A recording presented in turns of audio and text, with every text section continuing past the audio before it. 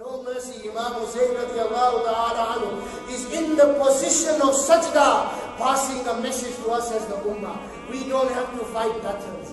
We don't have to shed blood. We don't have to go and fight with anyone. We have to fight ourselves, our nafs and shaitan, and come to the masjid and perform our salah. वो एक सजदा जिसे तू गिरा समझता है, that one sajda which you are finding. The second stanza has been written in another sense, in another meaning. But I use this to say that if you find it difficult to do that one sajda will take 1,000 of difficulties away from you. That is the message of Imam Hussain.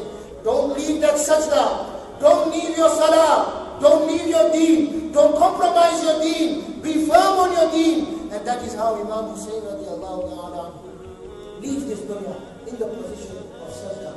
My fellow brothers and sisters in Islam, inna lillahi